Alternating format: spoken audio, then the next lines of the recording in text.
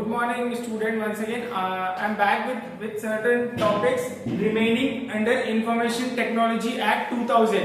कुछ टॉपिक्स जो पेंडिंग है, जो सर्टेन प्रोविजन है जिसपे हमको डिस्कशन करना है और प्रोबेबली ये लास्ट क्वेश्चन हो सकता है इंफॉर्मेशन टेक्नोलॉजी एक्ट 2000 का। अब प्रोविजंस क्या, जैसे हमने प्रीवियस क्वेश्चन में देखा कि इंफॉर्मेशन टेक्नोलॉजी क्या, इंफॉर्मेशन टेक्नोलॉजी में क्या क्या चीजें कवर आती हैं, जैसे हो गया डिजिटल सिग्नेचर, डिजिटल ऑथेंटिकेशन, या फिर आप बात कर सकते हो इलेक्ट्रॉनिक रिकॉर्ड्स, तो ये साइबर लॉ, ये सारी चीजें आती है इंफॉर्मेशन टेक्नोलॉजी एक्ट 2000 में। ठीक है, तो हमने उसके बाद फिर डिस्कस करा था इंटेलेक्चुअल प्रॉपर्टी राइट, उसमें क्या देखा था कॉपीराइट, ट्रेडमार्क, पेटेंट या कोई इंडस्ट्रियल डिजाइन या कोई प्रोसेस या कोई प्रोडक्ट, तो ये सारी चीजें हमने देखी थी इंटेलेक्चुअल प्रॉपर्टी एक्ट में एक्ट में।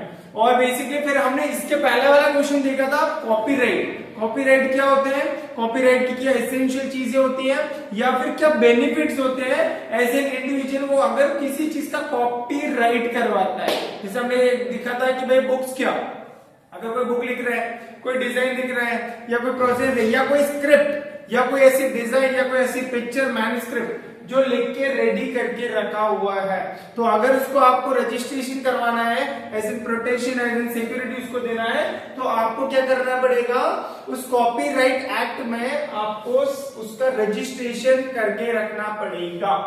फाइन, तो मैं क्या बताया, मैंने आपको ये बताया कि इस इंफॉर्मेशन टेक्नोलॉजी एक्ट में 2000 में हमने क्या क्या चीजें कवर अप करी। अब जो क्वेश्चन नंबर 4 है वो बेसिकली क्या है, क्वेश्चन नंबर 4 में हमको जो बचे हुए प्रोविजन है, बचे हुए जो क्राइटेरिया है, certain provision that needs to be cover under information technology act 2000। और अब देखो, मैंने हो सकता है आपको बताने में थोड़ा स्किप कर गया होगा, बट ये जो इंफॉर्मेशन टेक्नोलॉजी एक्ट है ये कन्वर्ट हो चुका है, ये चेंज हो चुका है। किसमें चेंज हो चुका है, ईयर 2008 में। अब ये जो इंफॉर्मेशन टेक्नोलॉजी एक्ट 2000 है वो कन्वर्ट हो चुका है 2000 में। मतलब से इसका क्या है, मतलब ये कि जो 2000 में थे, जो एक्ट था, जो अमेंडमेंट था, जो रूल्स था या जिसके लिए बना हुआ था, उसमें सर्टेन अमेंडमेंट्स आ गए। अमेंडमेंट का मतलब होता है कोई चीज चेंज हो जाना या कोई नई चीज आ जाना। तो ये सारी चीजें जो है वो जो 2000 की थी, जो एक्ट की थी, जो प्रोविजन की थी, वो 2008 में इंप्लीमेंट हो चुकी, थोड़ा चेंज आया है, मतलब इसके क्या का मतलब है। अब हम इस क्वेश्चन में बेसिकली क्वेश्चन नंबर 4 था क्या, क्वेश्चन नंबर 4 था एक्सप्लेन सर्टेन प्रोविजन और different provision under information technology act 2000। तो इस इंफॉर्मेशन टेक्नोलॉजी एक्ट में जो प्रोविजंस है वो आपको डिस्क्राइब करना है, बताना है। सर ये क्वेश्चन आ सकता है क्या, हाँ बिल्कुल ये क्वेश्चन आ सकता है, because as an law student जैसे कंपनी सेक्रेटरी क्या करता है, अलग अलग प्रोविजन देखता है, अलग अलग बाई लॉज देखता है, उसके बाद वो आगे की चीजें फाइल अप करता है। वो क्या देखता है, तो सर्टेन लॉ में, सर्टेन प्रोविजन में, सर्टेन सेक्शन में क्या सारी चीजें मेंशन है वो हम देखते हैं, वो हम चीज करते हैं।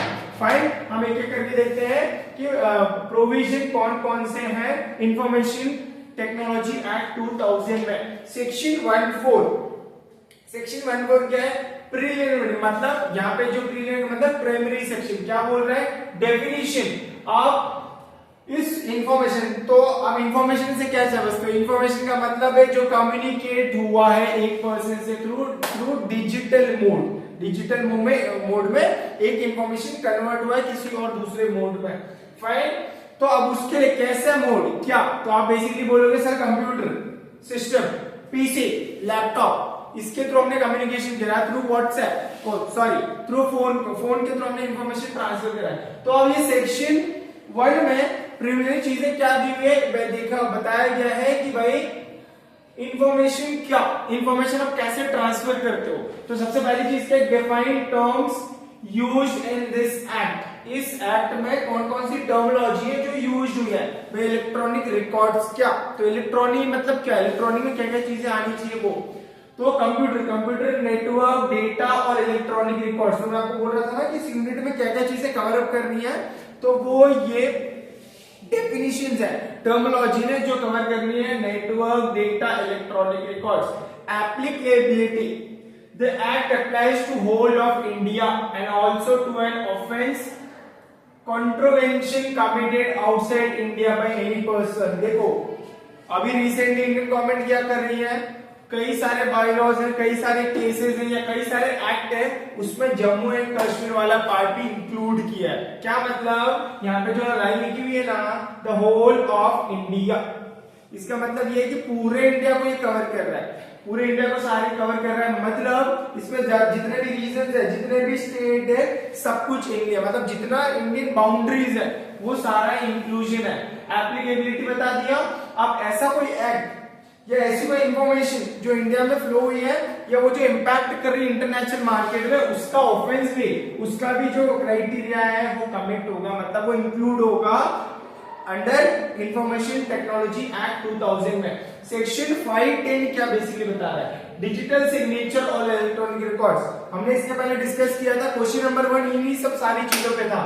क्या था, नेटवर्क क्या, डेटा क्या, इलेक्ट्रॉनिक रिकॉर्ड्स क्या, डिजिटल सिग्नेचर क्या, ऑथेंटिकेशन क्या, ये सारी चीजें हमने डिस्कस करी थी। कब, क्वेश्चन नंबर 1 में। सेक्शन 510 बोलता है डिजिटल सिग्नेचर क्या, इलेक्ट्रॉनिक रिकॉर्ड्स क्या। डिजिटल सिग्नेचर जैसे हमने बोला कि कोई एक वैलिड सिग्नेचर हो, रिटर्न कोई सिग्नेचर हो जिसका वैलिडेशन हो, उस पर्टिकुलर चीज का ऑथेंटिकेशन हो। सेकंड क्या है, electronic records, recognizing electronic records as a valid form of record, मतलब ऐसा कोई डॉक्यूमेंट्री, ऐसा कोई एविडेंस जो इलेक्ट्रॉनिक मोड में हुआ, इलेक्ट्रॉनिक मोड में हुआ, जो रजिस्टर्ड हुआ है, जिसको आपने स्टोर करके रखा है, जिसको बना के रखा हुआ है, जिसको संभाल के रखा है थ्रू इलेक्ट्रॉनिक मोड। तो ऐसा कोई डॉक्यूमेंट, ऐसा कोई रिकॉर्ड, आप उसको बोलोगे इलेक्ट्रॉनिक रिकॉर्ड्स। तो ये सेक्शन नंबर 510 में डिजिटल सिग्नेचर और इलेक्ट्रॉनिक रिकॉर्ड डिस्क्राइब्ड है, प्रिस्क्राइब्ड है, समझाया गया है। सेक्शन 1114, सर ये सेक्शंस क्या है, सब सेक्शन क्या है, तो सेक्शन क्या है, जैसे कोई भी लॉ आता है ना तो उसमें पर्टिकुलर सेक्शन दिए रहते हैं। जैसे अपन बोलते हैं ना कि भाई किसी भी बुक का या किसी भी रिपोर्ट का सर्टेन इंडेक्सेशन होता है, तो इस पर्टिकुलर इंडेक्सेशन भी ये सेक्शंस लिखे होते हैं, सेक्शंस में नंबरिंग होती है, फिर इसके अंदर होता है सब क्लॉज होता है। जैसे सेक्शन नंबर 11 से 14 है, तो सेक्शन 11 का clause number A, clause number B, clause number C, clause number D.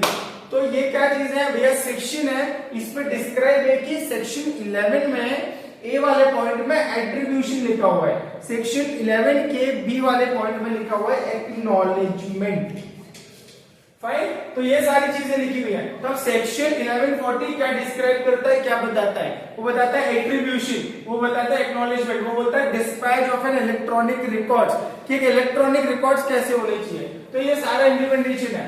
अब एट्रीब्यूशन क्या, एक्नॉलेजमेंट क्या, provides for attribution of electronic records to the originator, मतलब जिसको हमको इंफॉर्मेशन पहुंचानी है, जिसको इंफॉर्मेशन देना है, उसके थ्रू वो एट्रीब्यूशन होगा, इंफॉर्मेशन कोई भी फ्लो होगा। फाइन, एक्नॉलेजमेंट, एक्नॉलेजमेंट से आप क्या समझते हो, एक्नॉलेज का मतलब है ऑथेंटिकेशन, जो प्रूफ हो, एविडेंस हो, जो साइंड हो, या फिर आप उसको एक्सेस कर सकते हो, चेक कर सकते हो। Provides for the acknowledgement of receipt of electronic record, तो एक जेन्युइन पर्सन है, एक जेन्युइन कोई पर्सन होगा जो इस इलेक्ट्रॉनिक रिकॉर्ड को एक्नॉलेज करेगा, चेक करेगा, बेसिकली इसका ये मतलब है। सेक्शन 43, 45, तो ये जो अलग अलग सेक्शंस है, अलग अलग क्लॉज है। अब सेक्शन 43, 45 में क्या बोला है, उसने ये बोला है कि भैया पेनल्टी कितनी होगी, कितना चार्जेस होगा, कितना डैमेजेस होगा, या कोई भी चीज ऐसी आप करते हो तो उसके लिए सर्टेन अमाउंट आपको उस केस में, उस बाईलॉस में फ्लो करना पड़ेगा। तो वो क्या है, penalty, compensation for damage to a computer system etcetera. जैसे कि आपने कोई रिकॉर्ड या कोई इंफॉर्मेशन कंप्यूटर से निकाल लिया, सिस्टम से कर, जैसे हैकिंग बोलते हैं अपन, कि सिस्टम पूरा हैक कर लिया, डेटा कलेक्ट कर लिया, या वो डेटा वहां से उठा लिया, वो किसी भी मोड में हो सकता है। तो भाई आपने कॉपी किया हो, किसी से लिया हो, या किसी ऐसे मैनेजर को बिठा के रखा, किसी एजेंसी को अलॉट किया है कि आपको सिर्फ उस कंपनी का डेटा एनी हो कैसे भी निकाल कर देना है। तो ऐसा कोई फ्रॉडुलेंट केस, ऐसा कुछ फ्रॉड होता है तो आपको ये जो पेनल्टी है, सर्टेन अमाउंट का जो चार्जेस है एडिशनल, वो आपको पे करना पड़ेगा। Imposes penalty for damaging, destroying computer system, ठीक है फाइन। कंपनसेशन, हम जैसे अभी तक पढ़ते हैं इंडियन कॉन्ट्रैक्ट एक्ट में, सेल्स ऑफ गुड्स एक्ट में, नेगोशिएबल इंस्ट्रूमेंट में, हम क्या देखते हुए थे कि कंपनसेशन क्या, कंपनसेशन आप किसको बोलोगे, कंपनसेशन का मतलब है कोई भी चीज के लिए सर्टेन अमाउंट पे करना, रिन्यू करना, या फिर compensate one party to another, मतलब उसको बैलेंसिंग करना, या फिर उसका सर्टेन अमाउंट जो भी लॉसेस हुआ है उसको आपको पे आउट करना पड़ेगा। Fine, provides for compensation. अगर कोई डैमेज होता है, कोई लॉस होता है, या ऐसी कोई प्रॉब्लम्स होती है, उसको आपको कैसे कंपनसेट करना है, तो वो क्या है, कंपनसेशन हो गया। Section 46, 48 offence.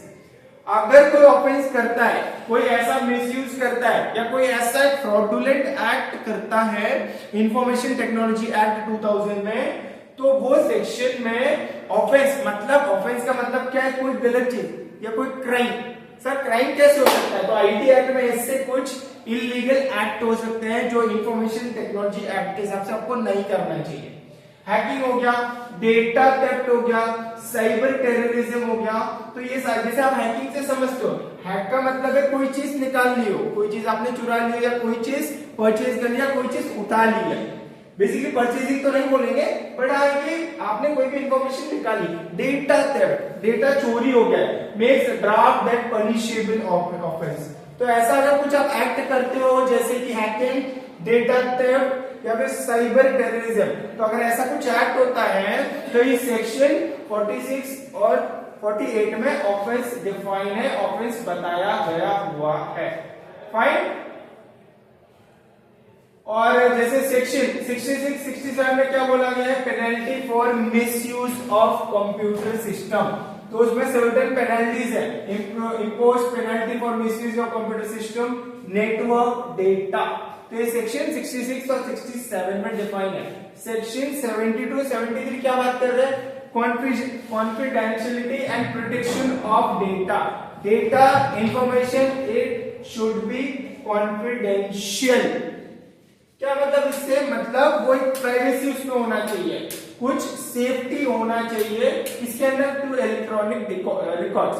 Protection of data, provides for protection of data from unauthorised access और डिस्क्लोजर। तो ये जो अलग अलग सेक्शन है ना, अलग अलग सेक्शन में ये सारी चीजें डिटरमाइन है, बताया गया हुआ है। सेक्शन 79 और 18 एग्जेम्पशन फ्रॉम लायबिलिटी। भैया एग्जेम्पशन क्या समझते हो आप एग्जेम्पशन से? एग्जेम्प्ट करना, छोड़ देना या माफ कर देना। उसको बोल देना कि चलो ठीक है, इतना सर्टेन अमाउंट है, आप पे मत करो। हाँ, तो ये सेक्शन 79, 80 में भी है कि आपकी लायबिलिटी इतने तक एग्जेम्प्ट है, छूट है, माफ है। हो सकता है वो सर्टेन अमाउंट हो सकता है वो सर्टेन परसेंटेज हो, इतने तक में हम एग्जेम्प्ट करते हैं। तो एग्जेम्पशन क्या, provides for exemption from the liability for intermediary. Example जैसे ISPS मतलब network service provider for third party data और कंटेंट, मतलब एग्जेम्पशन फ्रॉम, मतलब कोई इंटरमीडिएटरी है, कोई थर्ड पर्सन उसमें इन्वॉल्व है, तो उसके अगेंस्ट में सर्टेन एग्जेम्पशन, सर्टेन प्रॉब्लम्स या सर्टेन पेनल्टीज का रिलैक्सेशन है, बेसिकली इस सेक्शन में है। सेक्शन 85, 87 क्या बताता है, offence bye committee.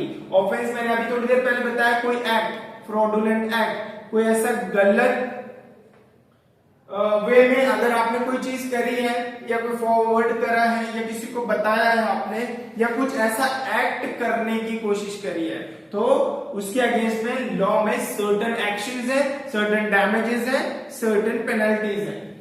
Offence by company, offence, अब कंपनी अगर कुछ ऑफेंस कर दे तो सर कंपनी कैसे कर सकती है?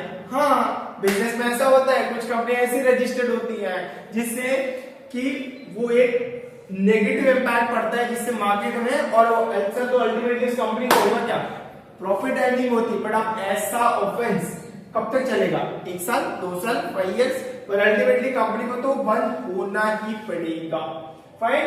तो ऑफेंस क्या, make companies liable for offence committed by the employees और एजेंट। अगर उस कंपनी के कुछ एम्प्लॉइज, कुछ एजेंट, कुछ वर्कर्स अगर कभी ऑफेंस करते हैं तो क्या होगा भाई, सेक्शन में लॉ क्या करेगा, एक्ट क्या करेगा, उस केस को फाइंड आउट करेगा क्या प्रॉब्लम्स है, और सेक्शन 85, 87 में उसको मान लेगा कि भैया एम्प्लॉय तो आपका ही है, एजेंट तो आपका ही है, तो वो सेक्शन में रजिस्टर्ड हो जाएगा, एक्ट में रजिस्टर्ड हो जाएगा।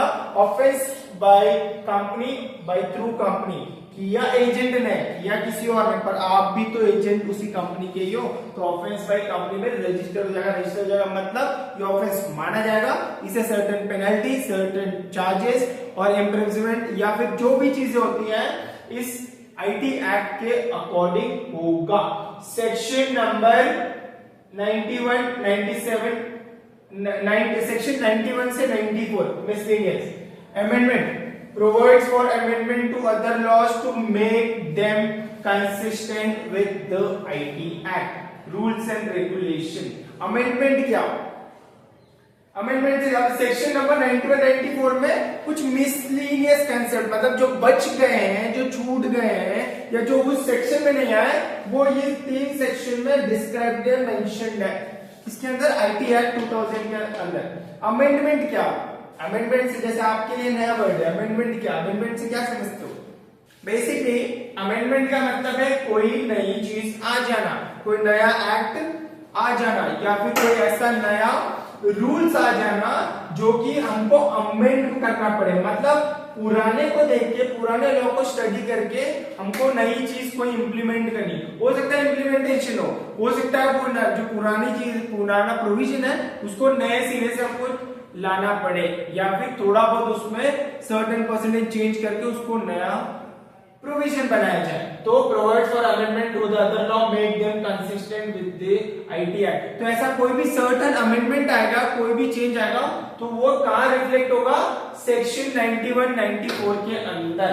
और फिर क्या लिखा हुआ है? सर्टेन रूल्स एंड रेगुलेशंस, कि आपको इस इंफॉर्मेशन आईटी एक्ट में आपको कौन से सर्टेन मतलब कुछ कौन कौन सी चीजें ऐसे देखनी है, rules and regulation, by laws, जिससे कि आप फ्रूटफुली वो इंफॉर्मेशन ट्रांसफर कर पाओ, या कोई भी ऐसा बिजनेस है जैसे सॉफ्टवेयर कंपनी का बिजनेस है वो कैसे आप रन कर पाओ, सारी चीजें यहाँ पर मेंशन करनी पड़ती है। तो इस सेक्शन 90 और 94 में एडिशनल कंसेप्ट, एडिशनल चीजें दी हुई हैं कि भैया अमेंडमेंट क्या, रूल्स एंड रेगुलेशन क्या।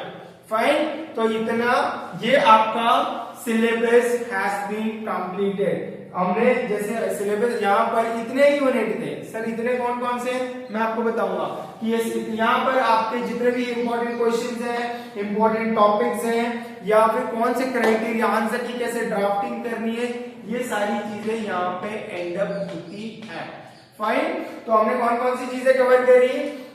हमने करा इंडियन कॉन्ट्रैक्ट एक्ट 1872, फिर हमने उसके बाद उसमें अलग अलग कॉन्ट्रैक्ट देखे, उसमें हमने अलग अलग देखा कि भैया स्पेशल कॉन्ट्रैक्ट कौन कौन से हैं। फिर हमने देखा सेल्स ऑफ गुड्स एक्ट कि कैसे पार्टी दूसरे पार्टीज को अगर गुड्स सोल्ड आउट करती है और अगर वो पर्सन नहीं पे आउट करता है तो उसका सर्टेन परसेंटेज, मतलब उसका राइट्स क्या है, ऑब्लिगेशन क्या है, बेलर क्या है, बेली क्या है, rights of an unpaid seller, वो कंसेप्ट हमने देखा था सेल्स ऑफ गुड्स एक्ट में। फिर थर्ड में हमने देखा था companies act. Companies act is very much important क्योंकि आप इन फ्यूचर भी मैनेजर बनने वाले हो, आगे भी जाके जो है आप चीजें कवर करोगे, खुद की कंपनी, खुद की पार्टनरशिप, खुद का सेटअप खोलोगे, इससे companies act is very much important. तो कंपनीज एक्ट में हमने देखा कौन सी अलग अलग कंपनीज होती है, what are the registration, what is the formality that is required for formation of a company, what are the essential criteria और benefits one individual has to avail,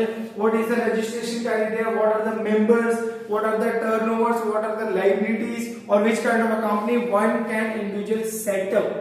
ये हमने देखा था कंपनीज एक्ट में, अलग अलग प्रोविजन देखे थे।